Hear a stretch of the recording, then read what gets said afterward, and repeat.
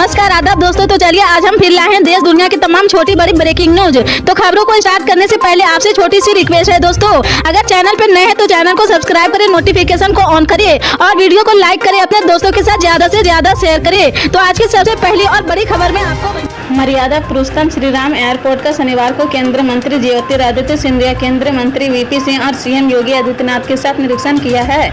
अधिकारियों ने बताया कि डीजीसीए की टीम का निरीक्षण हो चुका है। अब एयरपोर्ट के संचालन का लाइसेंस जारी हो जाएगा।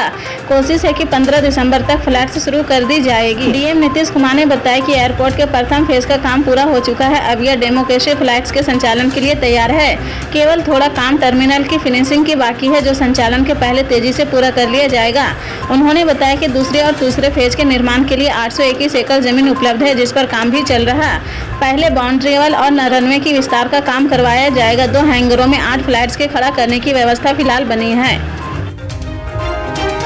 उपराष्ट्रपति जगदीप धनखड़ ने शनिवार को एक कार्यक्रम के दौरान कहा कि रिटायर्ड जजों ने देश की मध्य अर्थव्यवस्था को अपनी मुट्ठी में किया हुआ है। उपराष्ट्रपति ने कहा कि अन्य योग्य लोगों को यहाँ मौके नहीं दिए जा रहे हैं। अब समय आ गया जब हमें आत्मावलोकन करने की जरूरत है और जरूरी बदलाव करने की जरूरत है, और अगर जरूरत पड़े तो कानून बनाकर यह बदलाव किए जाए। इंटरनेशनल कोर्ट ऑफ आर्बिट्रेशन में एक कार्यक्रम के दौरान अपने संबोधन में उपराष्ट्रपति ने कहा कि किसी भी देश में या किसी अन्य व्यवस्था में रिटायर्ड जजों की मध्य अर्थव्यवस्था पर इतनी मजबूत पकड़ नहीं है जितनी हमारे देश में है। उपराष्ट्रपति ने कार्यक्रम के दौरान मुख्य न्यायाधीश डीवाई चंद्रचूड़ की भी तारीफ की है। उन्होंने कहा कि एक व्यक्ति इस देश की न्यायपालिका में बड़े बदलाव कर रहा और वह देश के मुख्य न्यायाधीश। दरअसल कार्यक्रम में सीजीआई डीवाई चंद्रचूड़ भी मौजूद रहे और उन्होंने अपने संबोधन में कहा कि मध्य अर्थव्यवस्था में विविधता की कमी है और रिटायर्ड जज इस क्षेत्र पर दबाव बनाए हुए हैं। दिल्ली के मुख्यमंत्री और आम आदमी पार्टी के राष्ट्रीय संयोजक अरविंद केजरीवाल शनिवार को बीजेपी पर जमकर बरसे। इस दौरान उन्होंने एक्टर और बीजेपी सांसद सनी देओल पर भी निशाना साधा। उन्होंने देओल पर अपने लोकसभा क्षेत्र में नहीं आने का आरोप लगाया है। पंजाब के गुरदासपुर में सीएम केजरीवाल ने कहा कि आप लोगों ने पिछली बार सनी देओल को चुनकर भेजा, कभी आया है, कभी शक्ल देखी है। बहुत बड़ा एक्टर है, उसको वोट दें, कुछ करेगा। ये बड़े बड़े लोग हैं, कुछ नहीं करने वाले हैं। केजरीवाल ने गुरदासपुर में 1854 करोड़ रुपए की विकास योजनाओं की शुरुआत करते हुए कहा कि आम लोगों को वोट दो, आप लोगों के लिए काम करेगा। कभी फोन करोगे तो फोन तो उठाएगा, कभी घर में जरूरत होगी तो आएगा। दूसरी पार्टी के चक्कर में नहीं पड़ना। पिछले 1.5 साल में जो काम किया है उसके आधार पर वोट करना। जिस तरीके से सनी देओल ने धोखा दिया है, इस बार धोखे में मत पड़ना। शराबबंदी को लेकर अक्सर बिहार में सवाल खड़े किए जाते हैं। सत्ताधारी दल जहां मुख्यमंत्री नीतीश कुमार के फैसले को पूरी तरह सफल बताते हैं, वहीं विपक्षी पार्टियां इस पर लगातार सवाल खड़े करती रहती है।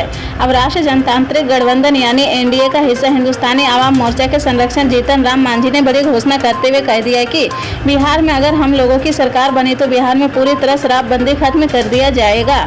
मांझी ने कहा कि शराबबंदी को लेकर हम लोग बैठक करेंगे और गुजरात मॉडल चर्चा करेंगे। अगर जरूरत पड़ी तो पूरी तरह से शराबबंदी खत्म भी कर दिया जाएगा। जीतन राम मांझी ने शराबबंदी को लेकर यह बड़ा फैसला लिया है। 4 राज्यों के विधानसभा चुनाव के नतीजे रविवार यानी 3 दिसंबर को जारी हो जाएंगे। सभी राजनीतिक पार्टियां अपनी अपनी जीत के दावे कर रही, लेकिन साथ ही चुनाव नतीजों से पहले ही जोड़ तोड़ की राजनीति भी शुरू हो गई है। कर्नाटक के डिप्टी सीएम और वरिष्ठ कांग्रेस नेता डीके शिवकुमार का कहना है कि हमें विश्वास है कि तेलंगाना में हमारी पार्टी आसानी से जीत दर्ज करेगी। हमें ये भी पता है कि हमें फंसाने की कोशिश की जा रही है। हमारे उम्मीदवारों ने बताया कि सीएम ने उनसे संपर्क साधा है, लेकिन चिंता की कोई बात नहीं है। तेलंगाना में सत्तारूढ़ भारत राष्ट्र समिति का मानना है कि उनकी पार्टी लगातार तीसरी बार पूर्ण बहुमत की सरकार बनाने में सफल रहेगी। बीआरएस सांसद के केशव राव ने कहा कि एग्जिट पोल के बाद अब असली चुनाव परिणाम आने में चंद घंटों का समय बचा है। आम आदमी पार्टी के सांसद संजय सिंह के खिलाफ प्रवर्तन निदेशालय ने दिल्ली आबकारी नीति से जुड़े धन शोधन मामले में आरोप पत्र दायर दिया है। ईडी ने राउज एवेन्यू कोर्ट में संजय सिंह के खिलाफ चार्जशीट दाखिल की है।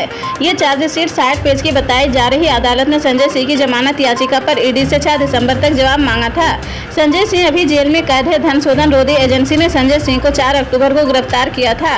ईडी ने आरोप लगाया कि संजय सिंह ने अब रद्द हो चुकी है आबकारी नीति के बनाने और कार्यान्वयन में महत्वपूर्ण भूमिका निभाई है, जिससे कुछ शराब निर्माताओं, थोक विक्रेताओं और खुद विक्रेताओं को लाभ हुआ है। हालांकि संजय सिंह ने आरोपों का खंडन किया है।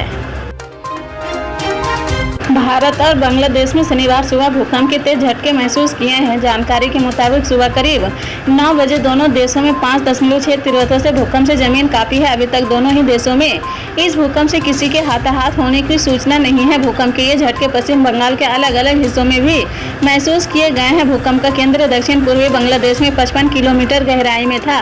पश्चिम बंगाल आपदा प्रबंधन विभाग ने कहा कि फिलहाल राज्य में कहीं से किसी नुकसान की खबर नहीं आई है। इसी तरह की पल पल के अपडेट जानने के लिए जुड़े रहे हमारे स्टार न्यूज के साथ। मिलते हैं अगली बड़ी खबर।